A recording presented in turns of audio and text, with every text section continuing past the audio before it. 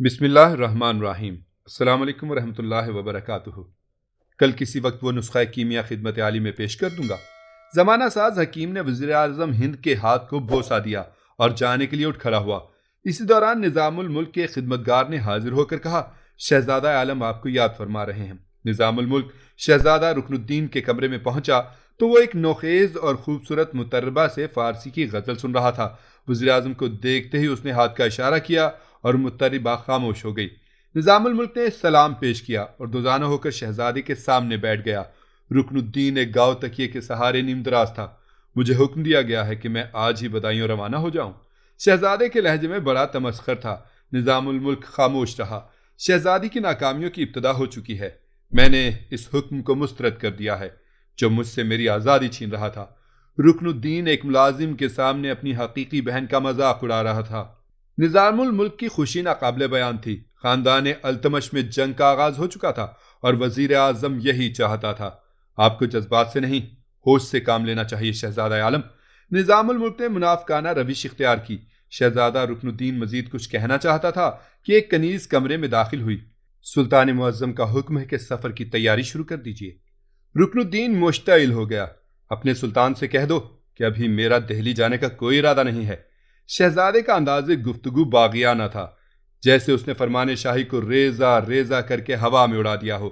کنیز واپس چلی گئی اور نظام الملک کے پورے جسم میں خوشی کی تیز لہر دوڑ گئی۔ آقا، یہ حکم آپ کے شایان شان نہیں ہے۔ نظام الملک بڑی ذہانت سے بہن اور بھائی کے اختلافات کو ہوا دے رہا تھا۔ جب یہ خبر قلعے کی حدود سے نکل کر ملک کی وسیع و عریض فضاؤں میں گشت کرے گی تو اس شخص کے جاہ و جلال پر کیا اثر پڑے گا جو عنقریب تاجدار ہند بننے والا ہے۔ نوعمر جذباتی شہزادہ بڑی آسانی سے ایک تجربہ کار شکاری کے پھیلے ہوئے جال میں پھنس گیا تھا۔ کچھ بھی ہو جائے مگر میں اپنے تابناک مستقبل کو برباد نہیں ہونے دوں گا۔ رکن الدین کا چہرہ شدت سے سرخ ہو گیا تھا۔ نظام الملک کبھی شہزادے کے زخم پر لفظوں کا مرہم رکھتا اور کبھی نیا تازیانہ لگا دیتا۔ کچھ دیر کے بعد نائب سپہ سالار سیف الدین ایبک اجازت لے کر کمرے میں داخل ہوا۔ شہزادہ عالم، تشریف لے چلیے، قلعے کے دروازے پر آپ کی سواری تیار ہے۔ رکن الدین غصے میں کھڑا ہو گیا۔ تجھے یہاں آنے کی جرت کیسے ہوئی؟ حکم سلطانی کو تماشا نہ بنائیے شہزادے۔ سیف الدین ایبک کا لہجہ سپاہیانہ تھا، جیسے اس کی زبان سے پتھر کے الفاظ ادا ہو رہے ہوں۔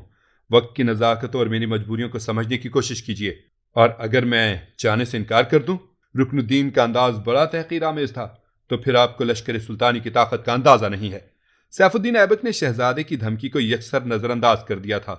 میں خود آپ کو بدایوں کی حدود میں چھوڑ کر آؤں گا، اگرچہ انتہائی ناگوار امر ہوگا، لیکن آپ کی طفلانہ ضدوں پر وقار سلطانی کو قربان نہیں کیا جا سکتا۔ نظام الملک موجودہ صورتحال سے بہت زیادہ لطف اندوز ہو رہا تھا، مگر اس کے ساتھ ہی اسے کچھ وسوسے بھی پریشان کر رہے تھے۔ پورے محل میں ہنگامہ بپا تھا۔ ترکان شاہ رضیہ سلطانہ اور اس کی ماں کو ناشائستہ الفاظ سے یاد کر رہی تھی، مگر شہزادی کا ضبط و تحمل قابل دید تھا۔ حرم سرا کی بعض خواتین نے اس تنازع کا یہ حل پیش کیا کہ رضیہ سلطانہ اپنا حکم واپس لے لے اور شہزادہ رکن الدین دوسرے دن بدایوں چلا جائے۔ میں نے یہ بات رکن الدین سے تنہائی میں کی تھی، مگر اس نے حکم سلطانی کو تماشا بنا دیا۔ شہزادی اس مضبوط چٹان کی طرح نظر آ رہی تھی جس پر گرد و پیش کے موسم کا کوئی اثر نہیں ہوتا۔ اسے آج ہی بدایوں جانا ہوگا، اور پھر چاروں ناچار رکن الدین کو اسی روز دہلی کی حدود سے نکل جانا پڑا۔ حکیم مسعود رازی نے ایک بڑا مرتبان پانی سے بھر دیا، پھر اپنے پیرہن کی جیب سے ایک چھوٹی سی شیشی نکالی اور زہر کا ایک قطرہ پانی میں ٹپکا دیا۔ نظام الملک بہت غور سے یہ عمل دیکھ رہا تھا۔ بندہ نواز، نسخہ کیمیا تیار ہو گیا۔ حکیم رازی نے مرتبان کی طرف اشارہ کرتے ہوئے کہا، اس میں آپ کے دشمنوں کی موت بند ہے۔ نظام الملک نے اس بات میں سر کو جنبش دی۔ اس پانی کے چند قطرے دونوں وقت غذا میں شامل کر دیجیے۔ حکیم رازی وزیر اعظم ہند کو قتل کا طریقہ سمجھا رہا تھا۔ 3 ماہ کے بعد اس کا اثر ظاہر ہونے لگے گا۔ اس کا تریاق؟ نظام الملک نے پوچھا۔ تریاق ہے، مگر اس وقت جب زہر کی تشخیص ہو جائے۔ حکیم رازی نے مسکراتے ہوئے کہا، مگر کون شخص تشخیص کرے گا؟ بڑے سے بڑے طبیب کو تو اس زہر کا نام بھی معلوم نہیں، تریاق کہاں سے لائے گا؟ پھر اس ترک باورچی کی قومی عصبیت کو ابھارا گیا جو یاقوت حبشی کا کھانا پکاتا تھا۔ آخر ایک دن زہر کی پہلی خوراک اس شخص کے شکم میں اتاری گئی جو شہزادی رضیہ سلطانہ کا محافظ خاص تھا۔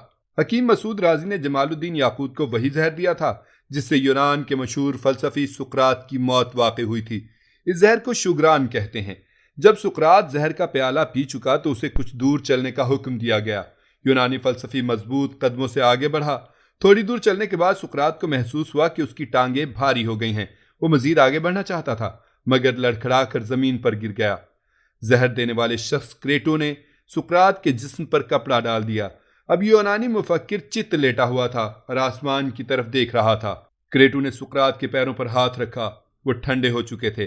تھوڑی دیر بعد کریٹو نے سقراط کی پنڈلیوں کو زور سے دبا کر پوچھا، کیا آپ کچھ محسوس کرتے ہیں؟ سقراط نے جواب دیا، نہیں۔ پھر کریٹو نے یونانی فلسفے کی رانوں کو پوری طاقت سے دباتے ہوئے کہا، اب آپ کیا محسوس کرتے ہیں؟ سقراط نے نفی میں اپنے سر کو جنبش دی۔ اس کا آدھا جسم بالکل مفلوج ہو چکا تھا۔ سقراط نے خود بھی اپنے جسم کو دبا کر دیکھا، پھر زہر دینے والے سے مخاطب ہوا، میری زندگی کا سفر ختم ہونے ہی والا ہے۔ جب یہ زہر دل تک پہنچے گا تو میں تمہاری دنیا سے چلا جاؤں گا۔ میری بات غور سے سنو کریٹو۔ زہر دینے والا سقراط کے چہرے پر جھک گیا۔ مجھ پر اسکاپیس کا ایک مرغ قرض ہے، تم یہ قرض اتار دینا۔ سقراط نے ڈوبتی ہوئی آواز میں کہا، ایسا ہی ہوگا۔ کریٹو نے مغموم لہجے میں کہا، وہ بھی سقراط کا عقیدت مند تھا مگر آمران وقت کے حکم سے مجبور تھا۔ آپ کچھ اور فرمانا چاہتے ہیں؟ سقراط نے کچھ کہنا چاہا مگر صرف ہونٹ لرز کر رہ گئے۔ پھر دوسرے ہی لمحے شدید تشنج کا دورہ پڑا اور انسانی سانسوں کا کھیل ختم ہو گیا۔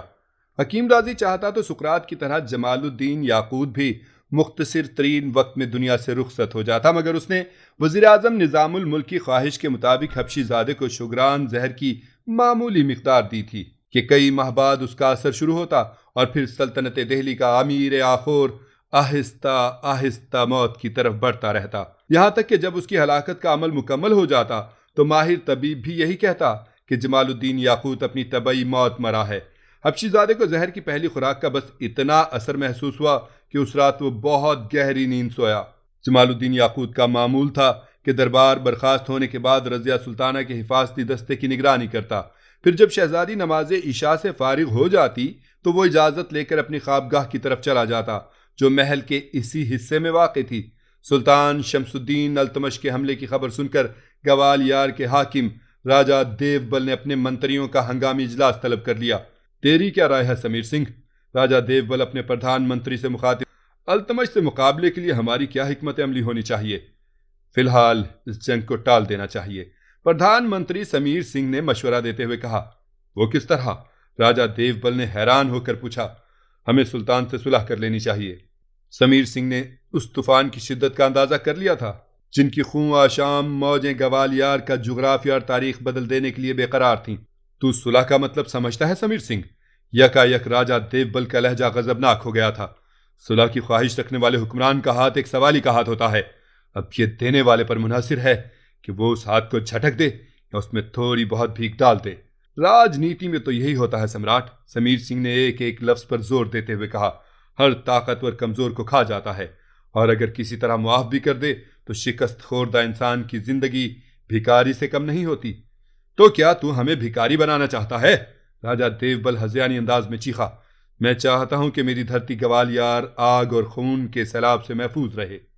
سمیر سنگھ کے جسم میں بھی دوسرے راجپوتوں کی طرح گرم لہو گردش کرتا تھا مگر قدرت نے اسے ایک دور اندیش دماغ بھی دیا تھا اور اپنی اسی خوبی کی وجہ سے وہ وزارت عظمیٰ کے عہدے تک پہنچا تھا۔ سمراٹ، یہ تلواروں کے نہیں دماغوں کے استعمال کا وقت ہے۔ میرے جاسوسوں نے مجھے خبر دی ہے کہ سلطان ایک لشکر جرار لے کر گوالیار پر حملہ آور ہوا ہے۔ ہماری فوج کھلے میدان میں اس کا مقابلہ نہیں کر سکتی۔ شاید اس پہلو پر آپ کی نظر نہیں گئی کہ سلطان التمش اسی فوجی مہم کی قیادت کرتا ہے جو اس کے نزدیک بہت زیادہ اہم ہوتی ہے۔ ان حقائق کے انکشاف نے راجہ دیو بل کا غصہ ٹھنڈا کر دیا۔ پہلے ریاست گوالیار کی طرف سے ہوش مند لوگوں پر مشتمل ایک وفد سلطان کے پاس بھیجا جائے۔ پردھان منتری سمیر سنگھ نے تجویز پیش کی، یہ وفد نہایت دانش مندی کے ساتھ صلح کے لیے مذاکرات کرے۔ بالفرض یہ سیاسی گفتگو ناکام ہو جاتی ہے تو پھر کسی دوسرے اقدام کے بارے میں سوچا جا سکتا ہے۔ ابھی تمام راستے بند تو نہیں ہوئے۔ مصالحتی وفد کے بھیجنے سے ہمیں ہمارے مقاصد حاصل ہوں یا نہ ہوں مگر اتنا فائدہ ضرور ہوگا کہ ہمارے نمائندے سلطان کے تیوروں کو بھی سمجھ لیں گے اور اپنی کھلی آنکھوں سے اس کی عسکری قوت کا اندازہ بھی کر لیں گے۔ آخر راجہ دیو بل سلطان التمش کی خدمت میں ایک مصالحتی وفد بھیجنے پر آمادہ ہو گیا جس میں پردھان منتری سمیر سنگھ بھی شامل تھا۔ صلح؟ سمیر سنگھ کی بات سن کر سلطان التمش برہم ہو گیا۔ یہ وہ جنگ نہیں جس کا انجام صلح و آشتی پر ہو، یہ معرکہ میرے اور راجہ دیوبل کے مستقبل کے بارے میں طے کرے گا کہ کون زندہ رہتا ہے اور کسے موت آتی ہے۔ سمیر سنگھ حیرت زدہ رہ گیا۔ سلطان کے اس قہرناک رویے کا سبب؟ درندوں کا وقت مجھ سے میرے قہر و غضب کی وجہ پوچھنے آیا ہے؟ سلطان کا چہرہ شدت جذبات سے سرخ ہو گیا۔ جب تک راجہ دیوبل اپنے ایک ایک ظلم کا حساب نہیں دے گا اس وقت تک اس سے کوئی گفتگو نہیں ہو سکتی۔ کیسا ظلم؟ پردھان منتری سمیر سنگھ کا اشارہ سمجھ گیا تھا، مگر اس نے قصداً گریز اختیار کیا۔ یہ ہماری ریاست کا اندرونی معاملہ ہے۔